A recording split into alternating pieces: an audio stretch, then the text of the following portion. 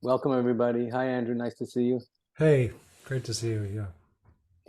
So, I've been thinking about this question that I've wanted to talk to you about for a very long time. And the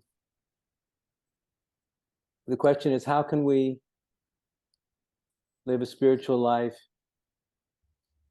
in a world where the prevailing belief system is secular materialism?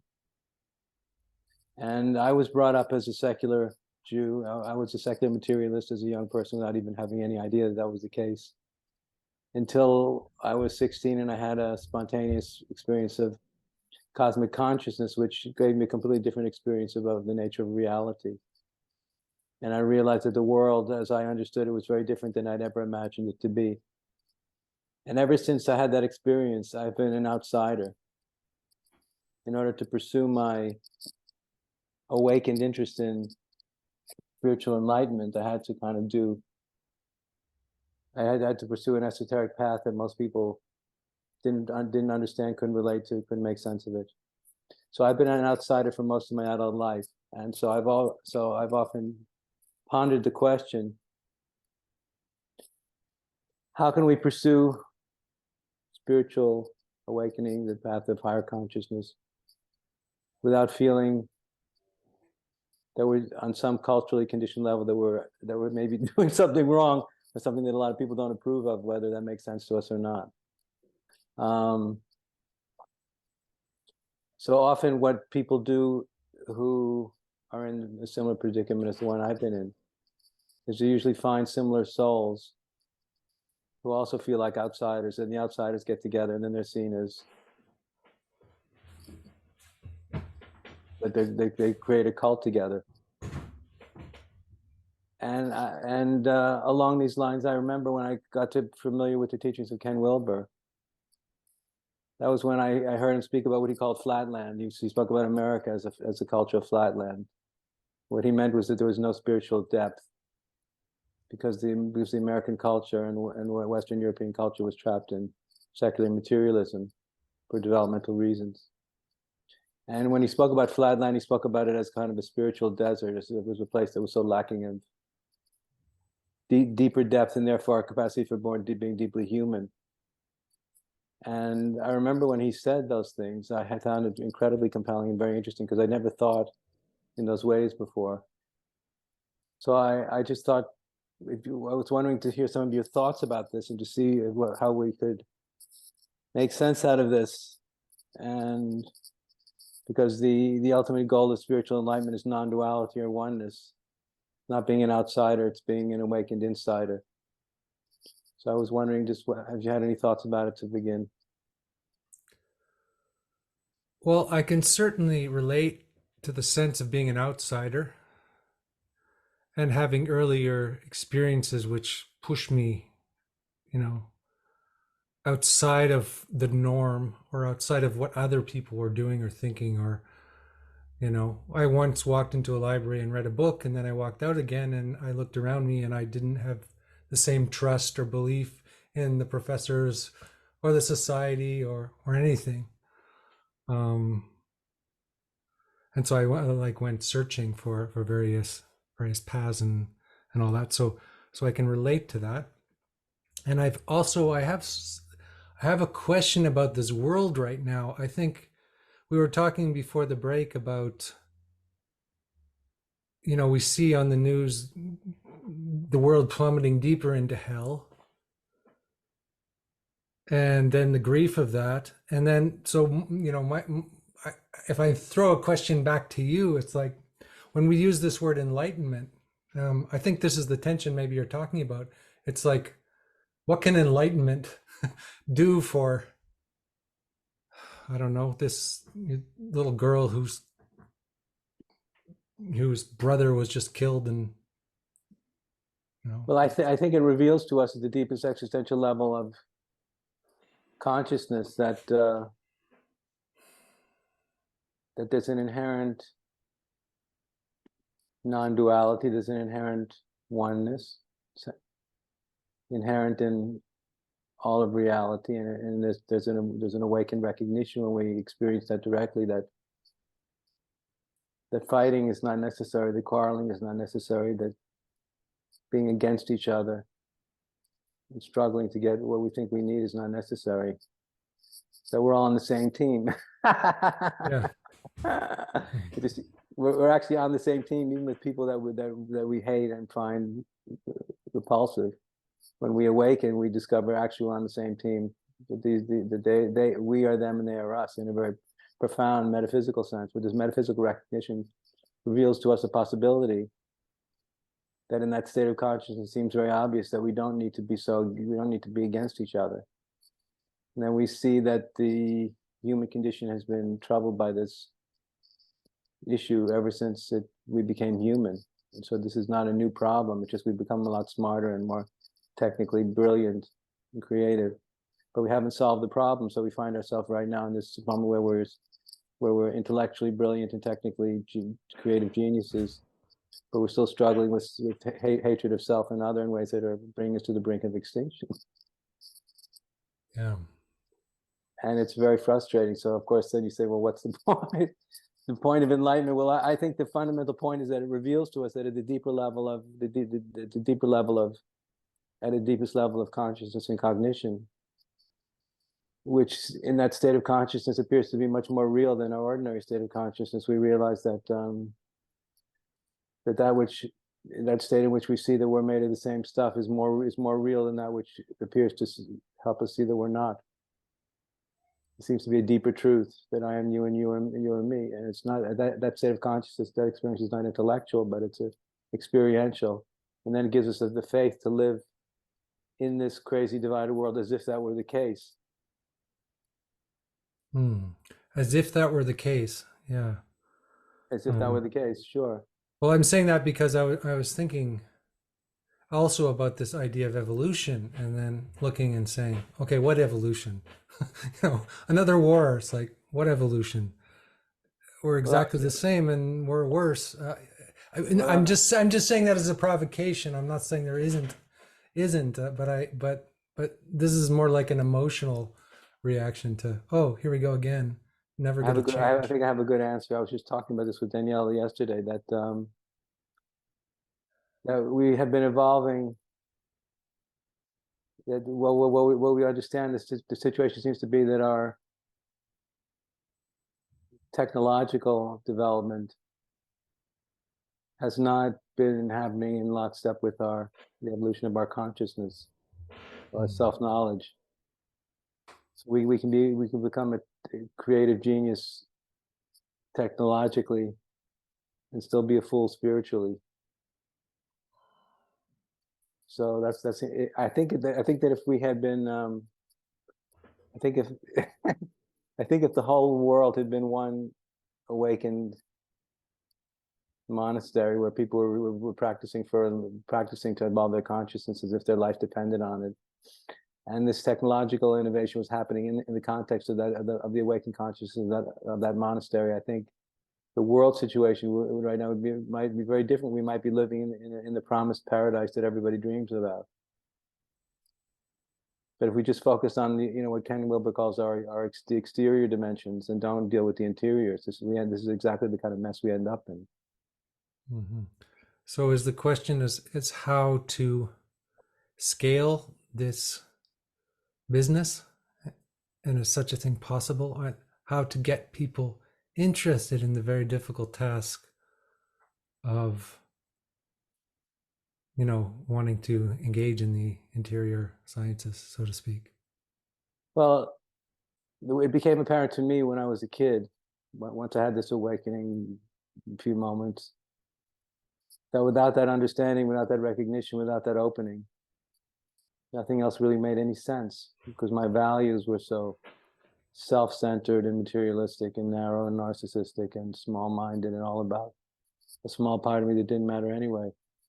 So it's been apparent to me for a long time now that awakening to the ultimate nature of reality is not the goal of life. It's not the end of it. It's not the end of the human experience, but it seems to be necessary to be able to live a meaningful, purposeful, aware human life. Without it, we end up creating all kinds of problems without even knowing that we're doing it. So I think the answer to your question is what I proposed at the beginning that the problem of flatland was secular materialism. So therefore, if that wasn't the case, if we somehow lived in medieval Tibet or something like that, Yeah. something similar with some modern version of medieval Tibet, where enlightenment as a fact and as an attainable goal was understood by all people as the highest and most important thing in life, and everything else had to be measured in relationship to that possibility, then I think the rest of our creative pursuits would be seen in relationship to that, not on their own terms. It's interesting because if you look at the history of Tibet and whatnot, you find out that they had slaves there, you know. Most of the monks were kind of not doing any practice at all. There were just a few guys that, you know, in the forest who were really doing it, you know. So and I also wonder if the secular materialist culture, I mean, I agree with its shallowness in many respects, and that's true, but it's people are also, I don't know, better than religious people. It seems to me, I don't know, like the people are just wherever they're at. And I don't know what they need. I don't know what, you know, I don't know where they're at and what they need, and you know, to go beyond this. And well, sorry, I'm rambling here a bit, but I'm wondering if the critique of the materialist culture, blah blah blah, is a little bit, it's like something else is at stake here that's more fundamental. Well, it's the evolution. Well, to use integral language, it's awakening to the interior dimension of the cosmos. That we recognize it at a certain point that the reality has an exterior and an interior. The exterior is matter and energy. The interior is subjectivity and consciousness. And when we awaken to the interior dimension of all of reality, we realize that there is a knowing in our capacity for sentience that connects us to everything and humbles us. And that humbling can be understood as a prerequisite for being able to truly love others and to be able to be an ethically aware human being. No, Yeah. I think what you said about what was actually going on in a lot of the monasteries, I understand that. I've heard these stories. I know that to be true, but I was speaking a little bit idealistically. I admit that, but it's the intention to create the monastery was an idealistic aspiration, though, Hmm. and that's where I think the hope for our species is.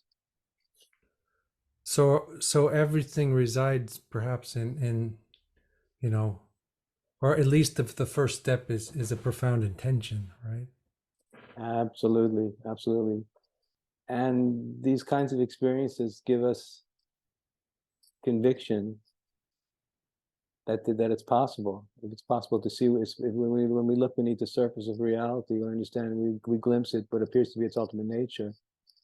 And if when we glimpse its ultimate nature, we feel that glimpse felt more tangible, more solid, more absolutely real than anything else. That's when we realize, well, the evolutionary journey then, which you brought up before, might be, well, if this deeper dimension of reality is more real than anything else, maybe that has to be my that must be my North Star. Maybe I have to make my life choice, my relative life choices in relationship to that highest possibility. And maybe if we all tried to do that, we could call it living a religious life. And if we were through aspiring for greater verticality, maybe we could all rise up together. Of course, that's an idealistic thought. Yeah. I realize it's shamelessly idealistic, but I believe in it. Well, I feel there's a tension between the vertical, like the desire for people to transcend, and also I guess what you would call the incarnate, or um, some people are arguing for the incarnate and want to reject the vertical, and then other people are just all transcendence and want to reject the world or whatever's going on there. I feel there's like a tension between the two. worlds. Can you define what you mean by incarnate? Well, just the body, the earth, the the world, the you're criticized for, if you engage in spiritual practice, you're criticized for trying to escape these things, right? Yeah, Um, sure, sure. Well, I understand the evolutionary impulse as it relates to consciousness as a desire to help the world become more conscious through our own development, help the world to become more beautiful and more intelligent and more compassionate to our own development. yeah, yeah, In other words, I understand it's the non-dual understanding of what the absolute principle is all about, that there's no God on high that's going to do the work for us. God exists as the ultimate nature of our own true self. And if through embracing evolutionary theory, embracing the evolutionary aspiration spiritually, we actually become more conscious, become more enlightened, more beautiful, more intelligent, more sensitive, more kind, more creative, then the whole world becomes more kind, creative, compassionate, and more conscious as a result of our engagement with it. And if we all can get on that train together, something big's going to go down sooner or later. Now, that's very idealistic thinking, but I can't help it. yeah, yeah. Well, yeah. I mean,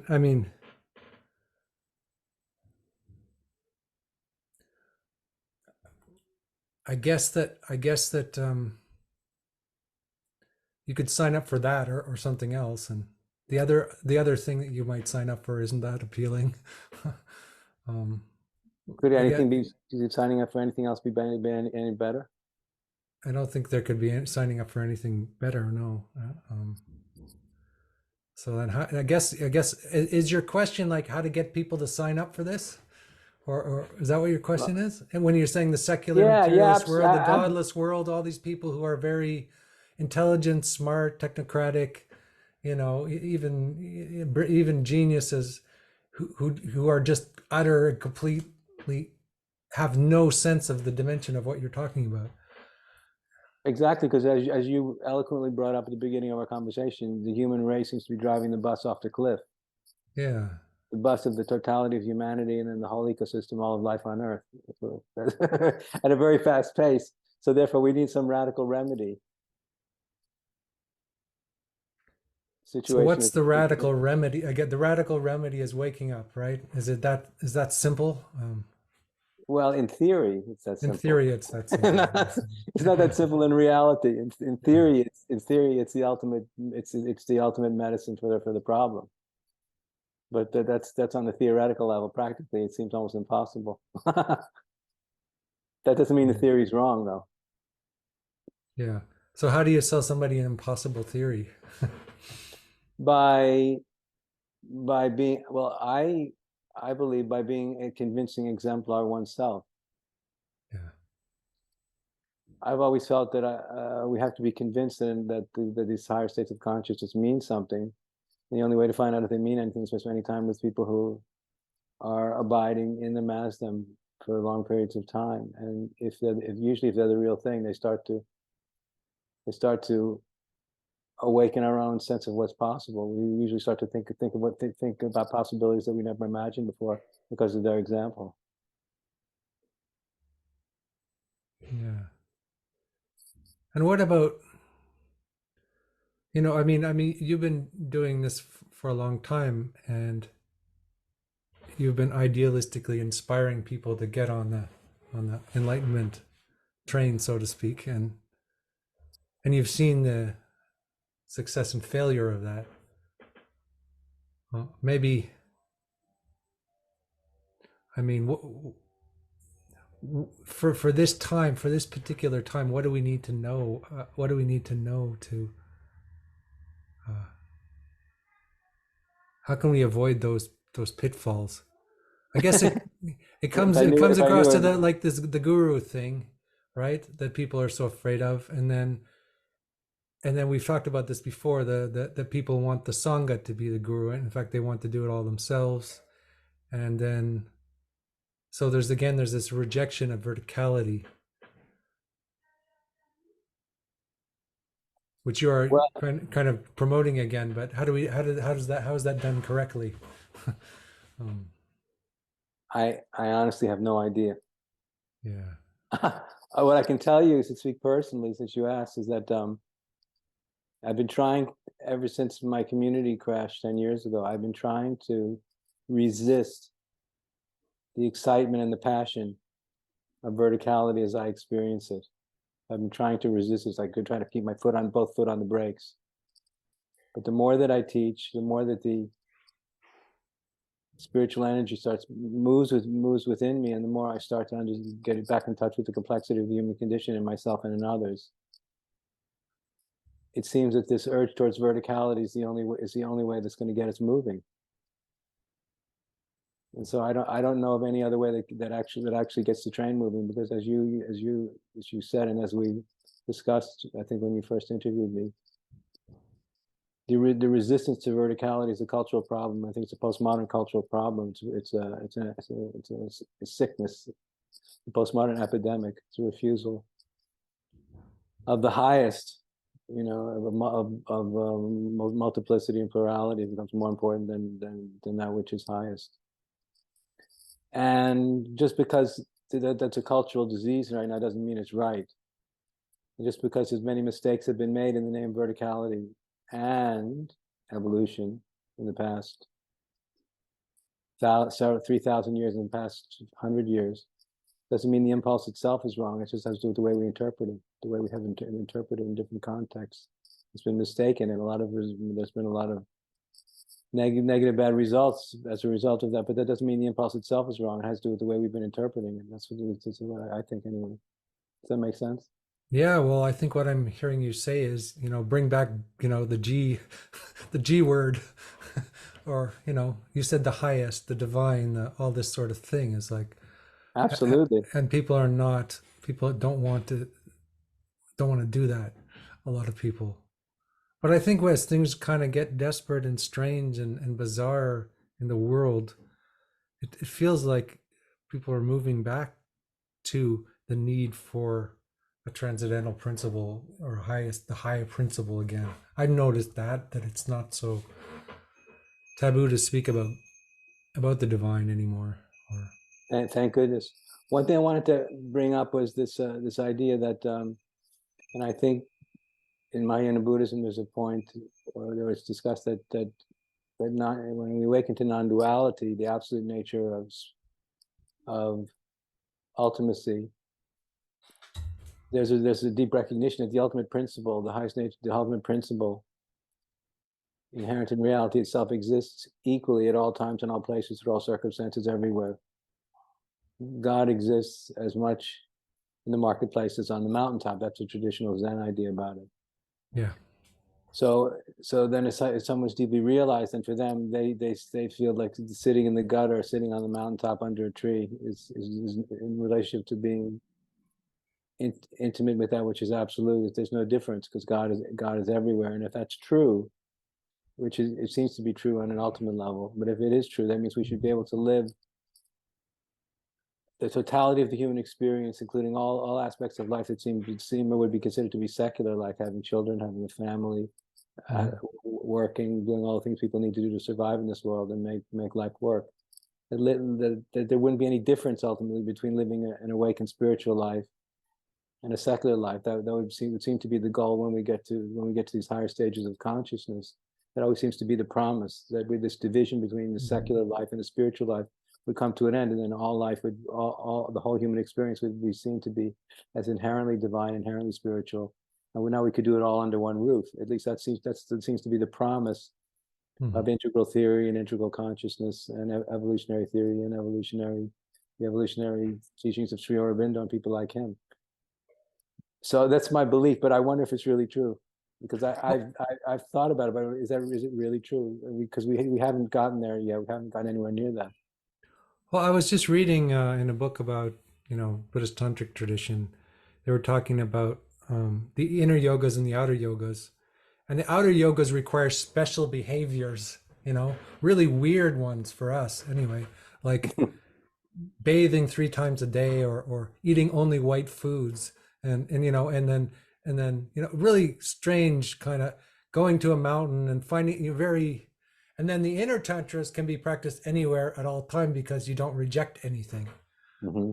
um, but that's, in a way, there's that sort of, we would like to do the inner tantras, but then maybe we're just being secular, again, secular humanists, Protestants, who don't really walk the walk half the time, in having a fantasy that we're just having an ordinary life and doing spiritual practice at the same time, because we probably do have to be radical on some level. Like there's a That's radicality. what I think. I've always been telling people for a long time now, along the lines of what you're saying, that I think we need to come out of the closet. Yeah. Well, what does that You mean? know, Like, does that mean to advertise, to say what we think all the it time means about this? it means Uh-huh. to walk. It means to be and express our deepest convictions fearlessly and unapologetically. Yeah. So in other words, we don't want to do, because I think, as we were speaking about at the beginning of the call, for reasons that are understandable and crazy, a lot of people feel, in light of the current cultural predicament, they feel often ashamed or embarrassed about their spiritual convictions, and are unwilling to be transparent about them, except if they're in company which they feel will be very trusting. Or just that they're facing such a strong, powerful resistance that there's no Yes, reason to open your mouth about it. At certain cases, right? So, exactly, exactly. so, yeah. I guess it's. Should we just go out there and preach the gospel? But I guess we have to be Well, skillful at the same time, right? well, there's two dimensions to this conversation as I'm following, because one is this. Like I realize that what we've been speaking about for the last 10 minutes is very important to me, and it's important to you. But I realize, when I think about the current meta crisis that we're facing, there's this strange sense that we don't have time for this discussion. Uh-huh. that there's, because there seems to be such a sense of urgency now about what in God's name are we doing as a species. Like, do we have time for this kind of cultural speculation when the bus is driving off the cliff?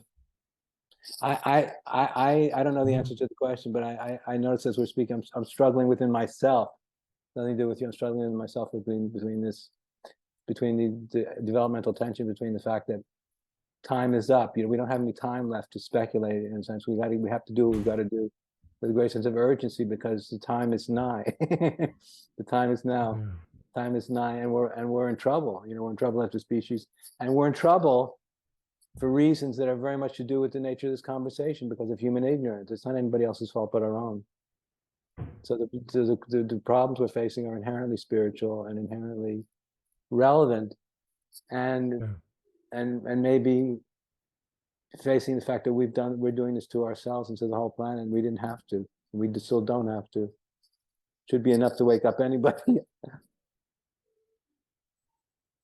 Mm-hmm.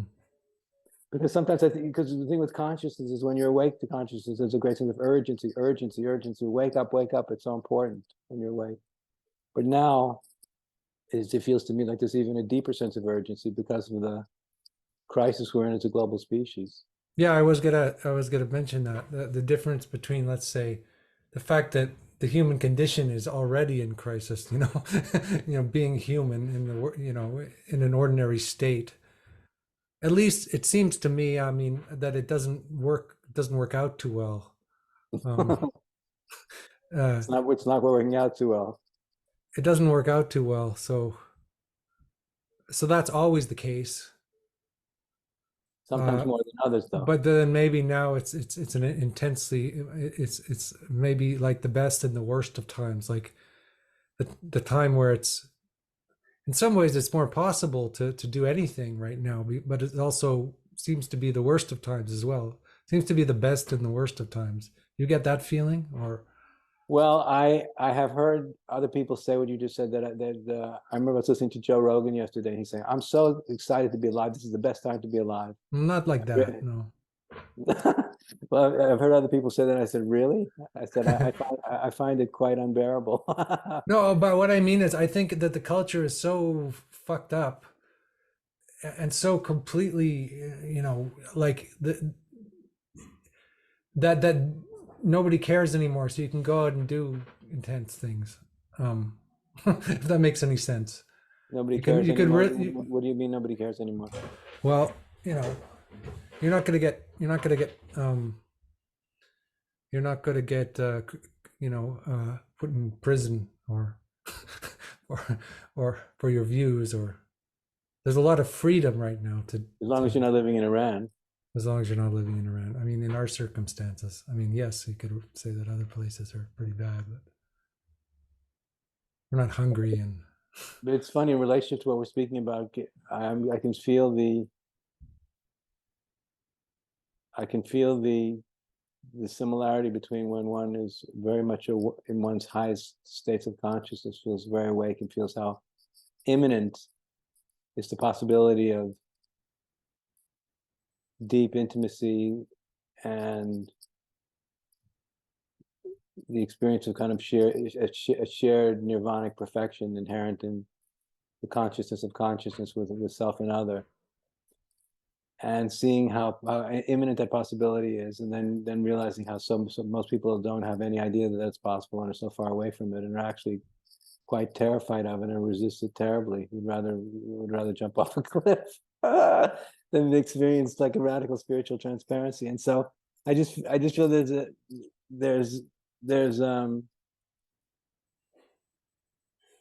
I know sometimes, like, speaking to a close family member about consciousness, he'll often change the subject very quickly because I feel he feels very threatened by it. So I see a similarity between that and the way a lot of us are very afraid to look into the challenges we're facing at a kind of at a global level right now, which are so challenging to any kind of worldview that requires any sense of consistency and of stability, because the world context is so radically unstable now. And as I heard Daniel Schmachtenberger say the other day, this is the end of history. So if we hear such a bold statement being made, this is the end of history, so well, what does that really mean? It means life as we've known it is coming to an end, and nobody knows what's coming, but it's definitely going to be very unstable and difficult to control, and going to be hard to navigate. It means we're going to have to learn how to live this human experience in a very different way, which is going to require an enormous shift of perspective, and obviously a very deep, obviously some kind of spiritual attainment, not to drown in it. So yeah. I mean, I can't. I mean, I think that's true. Um, I don't know what to add to that. It's just that's just true. You know what I mean. just Okay. overwhelming. Um, Yes. So getting back to what we were saying before, so the ideal would be that we don't have to live two lives anymore. We wouldn't have. Could we spiritually arrive at such a place at a collective level where we didn't have to live two lives anymore, where life was one, where where form was truly recognized to be emptiness, and emptiness was truly recognized to be form, and we weren't looking dualistically at any aspect of the human experience anymore, and we could really live a more fully integrated human experience without that fundamental division. yeah, I was thinking of Gurdjieff's idea that, in a way, that you could be that way with people who are attuned to you, or your sangha or your community, or people who are on the path with you. But it would be somewhat naive not to put on a bit of a mask when you're in the marketplace, so to speak. Uh, No, what you're saying is but you're true, but saying no. You're saying no. You're saying that you can. I mean, that's possible. I think what you're saying is possible, but I think we all need to put on our masks sometimes when we face. you're being very realistic. I'm being very idealistic, Yeah, I guess so. and and we need both. Well, you're imagining how it could be. Yeah. And that's it's the nature of the question, because the nature of the question, because getting back to what at the beginning of the conversation, I said I've always felt like such an outsider. And of course, just to confirm what you're saying, I only feel like an insider when I'm in the company of those people who share this insideness with me. Hmm. And I don't feel like other in their company. I feel like I feel we're all one. Because being an outsider is not easy. Yeah. Yeah, exactly. Well, I mean, yeah, there's something really painful about going to a dinner party. For me, anyway, I don't know. Can you finish the thought? Well, just going to a dinner party and having to make polite conversation with people about nothing at all. When you're burning, you're burning inside about, you're you want there to be meaning, more meaning, not less. And you don't want to, you don't want to shut down just to appease the whole thing. But you're, I don't know. There are many times I feel very trapped in those situations, like You know what with my colleagues at work, etc. And I do feel like an outsider. I do is I just kind of go quiet in Yeah. that situation. But I find What I myself, do is I start to, sorry, I interrupted you. no, that's fine. I start to clown around. I do the opposite. Clown around. That's good. Yeah, That's I start to become a clown of some kind because it's the only way I can handle the pain of it. so. What you're saying is very interesting, because you're saying that there's a deeper sensitivity that you're experiencing that makes other people's lack of depth, if we can say that, if I'm permitted to say that without offending anybody, disturbing or offensive or slightly unbearable. And even worse is when I participate in that lack of depth, I sort of feel I'm betraying something. Yeah, I can relate to that. No, I spend a lot of time just sitting quietly. But because anyway, this again, I'm just repeating this because we haven't come to any resolution, which I don't think it's possible to come to a resolution. But I feel I just wanted to restate the promise of life being one and not two, the human experience of being one and not two. That if is there any way we can all aspire for that? Probably not. See, I actually, for myself personally, I've had this phrase I've been working with for a long time called "spirit is higher," Mhm. which was what we were speaking about before about verticality. So that doesn't offend me. Mhm. It doesn't offend me. It actually inspires me. But I know it offends a lot of people. But I actually to contradict myself, to contradict everything I was saying a few minutes ago. I wonder maybe, Denver, it's not possible for the promise of non-duality to reach absolute fruition in the material realm of reality. Maybe it's just not possible. Yeah, it's interesting. Something you said a very very long time ago. I remember you saying, like back in the day, something about there's the kind of traditional view. It's like, okay, here we are as human beings, and this is the human realm. It can be better, but it can be worse, but it's still the human realm. There'll be wars. There'll be, you know, you know, but um, and then there's the evolutionary view where it's okay. We're moving towards the promised land. I don't know what the answer is. I'm just Exactly. stating like both of those kind of views. Um, The maybe only there. thing that makes the only thing that makes sense to me is to be on that train you were talking about. Yeah, yeah. I think you have to have a vision of the promised land. You have to believe in it in some way. I guess that's what it means to be a person of faith. Another thing I was thinking about: what does it mean to be a person of faith?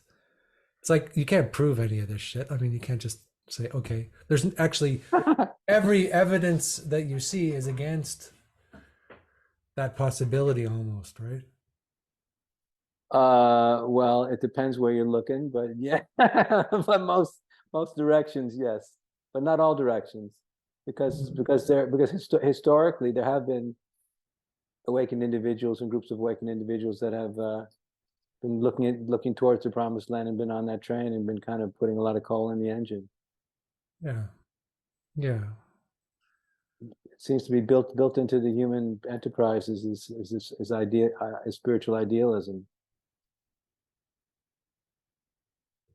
Yeah. Chogyam Trungpa spoke about building the kingdom of Shambhala, right?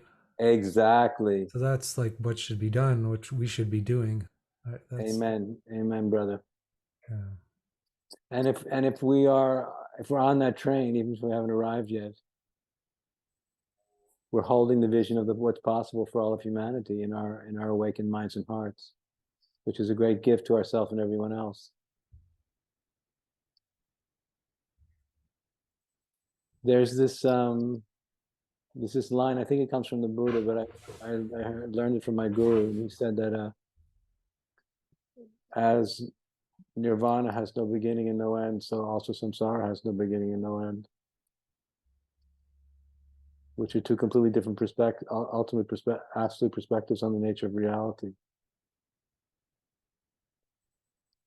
So the unawakened perspective of secular materialism would be one that was based upon the conviction that samsara has no beginning and no Yeah. end. Yeah. Well, that And is the conviction, isn't it? That's what scientific materialist people, that is their conviction. It's like a bunch of atoms swirling exactly. around, There's no meaning, there's no purpose, there's no rhyme, there's no reason, there's no direction, ain't nothing. and then we die. We do some cool things, and then Yeah, but a spiritual and a secular an intelligent secular materialist often sees it as a sign of intellectual strength to be able mhm. to bear the apparent meaninglessness of existence without Yeah, falling without drawing any negative conclusions about what it all actually is all about. yeah. That's all wrong. That's existentialism. That's Exactly. that's all wrong. That they got it wrong. I think they got it way wrong. I think that's such a brutal, you know, such a brutal vision of life. You It's just push them out and up the rock up the hill every day, and then you're somehow it's so desolate, Sisyphus. It's a desolate vision, isn't it? Um, completely so. I mean, I can understand why it arose because there's so much desolation that occurs here, and that would arise. It makes sort of sense, but Without a deeper connection to reality, of course, life does seem desolate and purposelessness because one is not aware of the deeper currents that are flowing. yeah, Um, I yeah. Like Albert Camus said that you should become a saint without believing in God, and like exactly. I just that just makes me think no, just no, right? That's all you could respond to that. Um, Spiritual desperation and urgency. hmm, Because sometimes these deeper moments that we experience, these deeper moments when we glimpse, when the inner eye opens up, we glimpse these the karmic lines that have led to this moment. And these are moments that usually don't last very long, but they're a glimpse beyond the relative appearance of our own existence in time and space and place. We can glimpse these kind of the karmic trajectory of our own life, and it doesn't last very long. But we get a sense that we've been on a journey. Individually and collectively, we've been on a very long journey that is not mindless or meaningless or purposeless. And then what we do actually has consequences and choices, and that we're all participating in this cosmic drama that the universe set in place, even though we haven't even been aware of it. And then suddenly it all makes sense. yeah. And without that conviction, it's hard to live a life that feels purposeful. So, like the collapse of meaning, let's say, in the 20th century and in postmodernism, this collapse of meaning. It seems to me like there is a process where you have meaning and then you lose meaning and then you have to find it again. So even the collapse of meaning is part of the meaning. Could be if we keep going, we don't give up. If we keep going to the next, if we get to the next part. Um, Because for a lot of people, the existentialist position becomes the rest of the place where they rest. yeah, the hill that they die on or something. Yeah, yeah. Exactly, the hill that they die on. It's because it seems that right now our species seems very inspired by our technical wizardry and what's possible. That seems to be very inspiring and kind of exciting and thrilling and scintillating and titillating. If only we could get all if we could all get that interested in what's possible in terms of our inner development.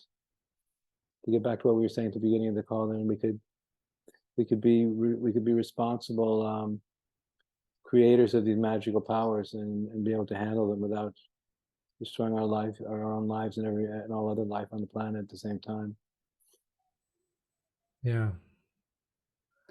And you said magical power, so that's kind of Well, I think what well, it is. some Yeah. some people have equated AI as the emergence of magic in a later time in history. It's similar to what magic is. That's why I use that metaphor. Yeah. And, well, it is. It does appear to like. I guess appear to be a kind of magic. Exactly. Um. Yeah. Yeah, well, when you were saying that people are very excited about all this technology and stuff, I think people are equally as like there's this whole doomer thing as well. Like there is equally has equal dread about it as they have excitement, or even more so. Like people have invented these things, but they also dread them, and they also at the same time they also fear them and dread them, and so the excitement is maybe for a few nerds, but As what we I get I get like when I go to school, everybody's just panicking about Chat GPT, or it's like there's a kind of maybe that's another kind of sort of it's like either you go for eternalism or nihilism, right? One or the other, as they say in Buddhism, is like eternalism, where you believe in like the greatness of these things that can are going to transform the species into something perfect, or you just live in dread all the time. Well, especially now, there's a lot of reason to live in dread because there seems so much seems so dreadful. Yeah. Well, why especially now? That's like, Well, because as Daniel said, it's the end of history. Because things are because we're just the speed in which this creative process is occurring is out of control, and the a lot of the people who've created realize that it's getting very dangerous and they're losing control, but they can't stop. They can't stop. They can't stop being engaged in the creative process. It's because it's too irresistible. hmm. Yeah, because we often usually think of the creative process as being a positive thing, but Well, usually, not an impulsive thing. Like just keep creating the Frankenstein or the exactly. That's exactly what it is. Frankenstein's monster because you can't help yourself. Uh, But that's what it yeah. seems. That's what it seems like. It feels like for a lot of people in those positions right now. That there's this overwhelming, irresistible compulsion to keep going, realizing that we shouldn't be doing this. Yeah. That's why Elon Musk said we need to stop for 6 months, and nobody's doing it. Nobody will do it. Nobody wants to lose the race. Yeah. Well, I was thinking about, Mark Gaffney was saying that there's like, there's like 10, there's a few hundred, or maybe it was Zach, there's a few hundred people in Silicon Valley or tech bro billionaires who are quite brilliant and completely out of touch at the same time. And then if you look at the politicians, oh, maybe some of them are brilliant. They don't even seem brilliant. They just seem out of touch. Most of the politicians that you see. Correct. Correct. And then it's like, why are there no enlightened kings, or why are there no enlightened leaders? How, where are the, I guess, why do the enlightened leaders, or why are they always outsiders? Is that just the nature of this realm, or is it? I met a spiritual guru in Bangalore in India about 3 years ago, who was an Advaita Vedanta teacher. He had a powerful awakening. So he, at the level of consciousness, he had real non-dual depth. But he was a traditionalist and a fundamentalist, and he was told me with utter conviction that Modi was an enlightened king. He Who's really that? felt the Prime Minister of India, Modi, Oh, okay, okay, right. Narendra Modi, who's actually a fascist and a racist. Yeah, right, right. Yeah, He was convinced that he was an enlightened king, and I was amazed because I don't know if you know in integral philosophy like Ken Wilber and Alan Combs lattice. They have the Wilber Combs lattice, which basically makes the point that that the emergence of enlightened awareness can happen at any stage of human consciousness. yeah, That you can be a traditional fascist and awaken to enlightened awareness. You don't have to reach the postmodern level of consciousness to enable to awaken to enlightened awareness. So he was saying that there are such things as enlightened fascists, and he pointed to this famous book called The Zen at War, which describes how in Japan during World War II, most of the most revered Zen masters who've been recognized to be enlightened at the highest level within their own tradition all fully supported the emperor's totalitarian aspirations to take over the Pacific. So this guru, who was a very sincere man, was convinced that Narendra Modi was an enlightened king. so so what does it mean that he's enlightened then, if he's so ignorant? I think he was. I don't think he is. I think he's. I think my I think my guru friend in Bangalore was misguided. Yeah, But this is the challenge. This is the challenge between idealism and realism. No, right, right. I guess the two need to be kind of like in a dance with, we need to have both in a sense, because if you get too idealistic, then um then you, we don't have compassion for reality, the way things actually are. yeah,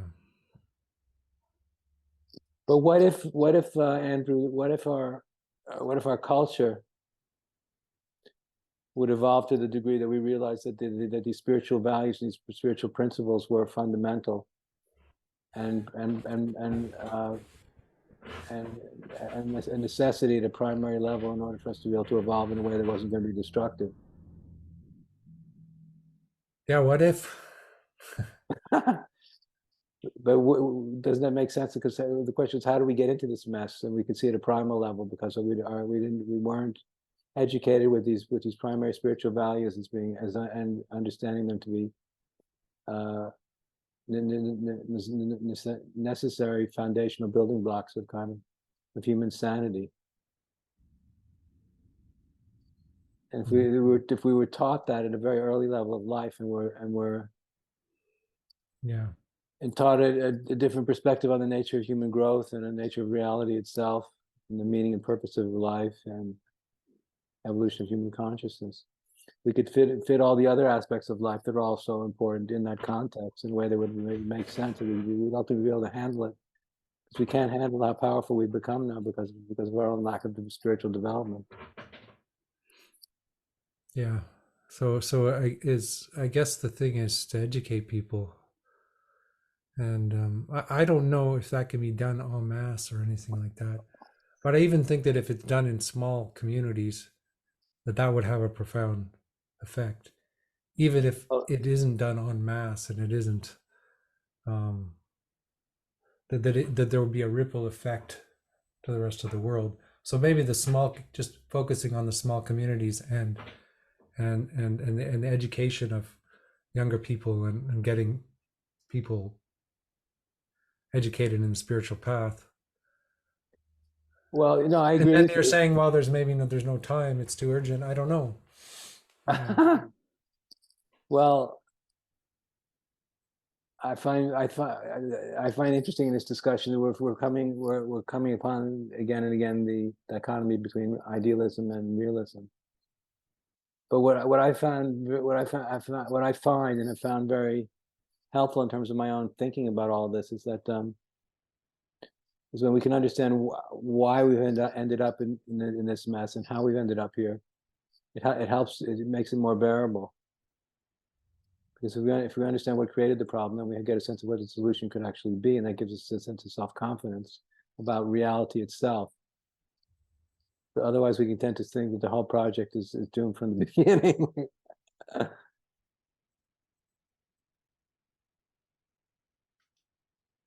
So how would you articulate like the nature of the problem, as you said? Well, that's what I was just saying. It has to do with what is it of primary that's of primary importance? What is the fundamental truth that we need to become conscious of and become aware of and awaken to in order to be able to put everything to prioritize our life choices in a way that makes spiritual sense. Hmm.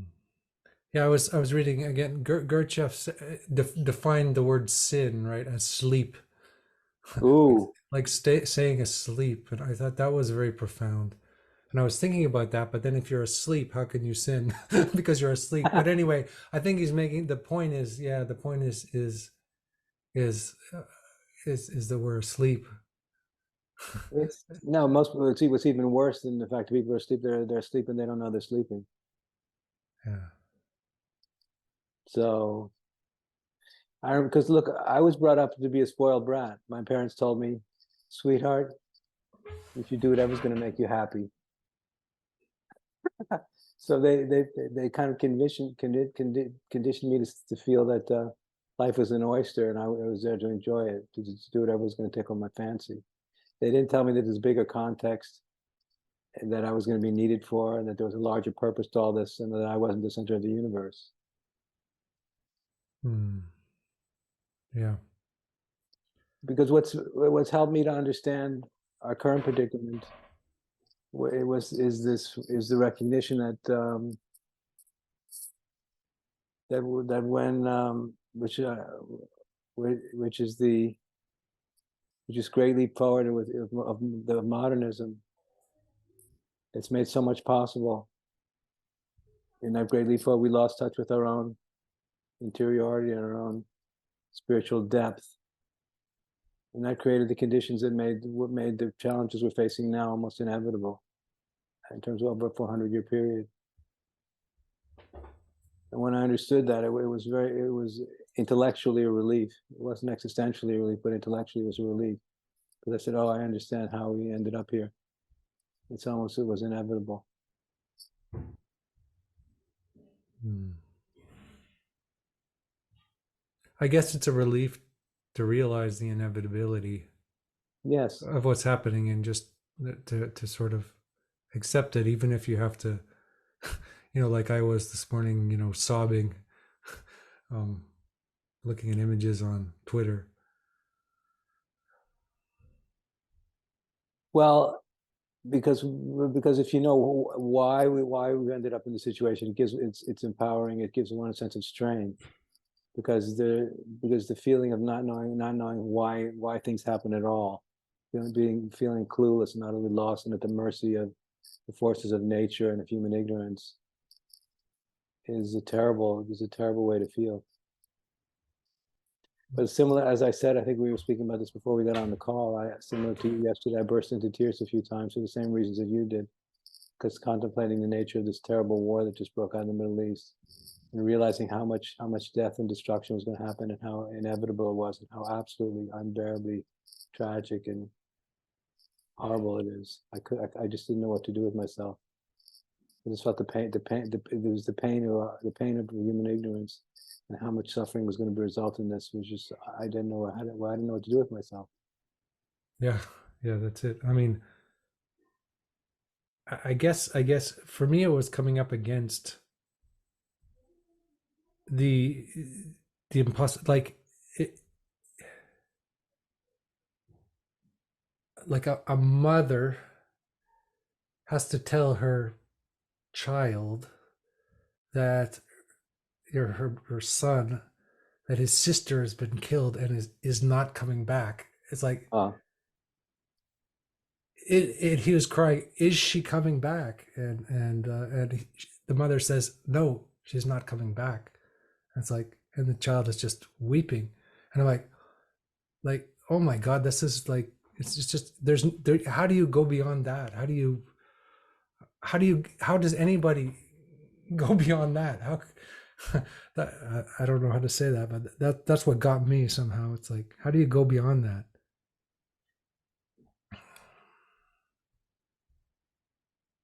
well, I guess at some level of grief, we have to come to terms with the fact that so much of what happens in life is not, it's just not fair. And so, and there's cruelty involved that makes no sense, that the rational mind can't fathom and our fragile hearts can't bear. Seems to be built into the process when the Big Bang happened. Yeah, sure. So And do we agree that because we might have to take questions, so do we agree that uh, that awakening to and embracing spiritual idealism can often help us enormously to be able to make the wisest choices in relationship to yeah, uh, the unavoidable restrictions of relative reality. yeah.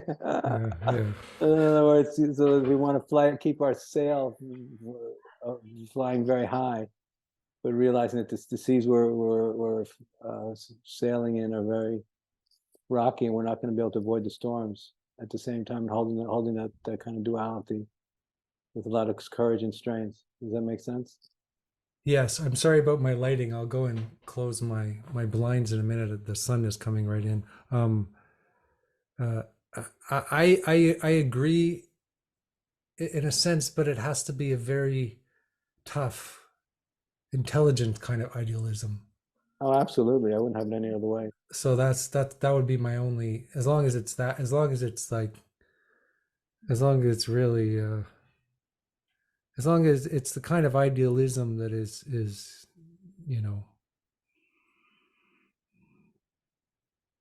that is that sort of absolute and and intense and beautiful, and as long as it's not Well, a you're a man after my wishy-washy own heart, Andrew. kind You're of a man after idealism. my own heart.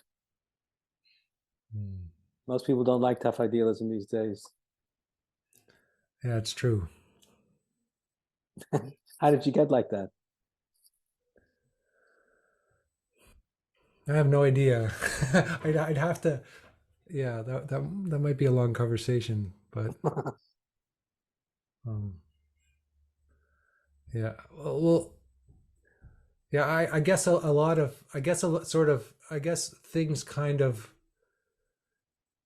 My projects or what I wanted or what I thought the world was kind of fell apart, and so that presented me with something else, and so that falling apart business is actually probably where one becomes a person of faith. Like it has to fall apart first, and then you can become a person of faith. As long as you don't fall apart. Yeah, as long as you're still here and still going. But yeah. Well, very good, very good. Okay, let I me just close my blinds so Sure, that go for it, go for it. give me 2 seconds here. Excuse me. Sure. Oh, now I can see you. There we go. Now it's like nighttime in here. All right. Well, thank you, Andrew. I thoroughly enjoyed speaking with you. I think you are absolutely a lovely soul brother, Thanks so and much. I think your fearless conviction about absoluteness, I find very compelling and irresistible, and I feel you're a man of my own heart. Thank you, Andrew. Yeah, it's I feel Yeah, I feel as soon as I see you, I feel, oh, I'm at home. So I feel the same way, I think. So, Thank you so much. thank you very much. Thank you, Thank you everybody. so much. Thank you.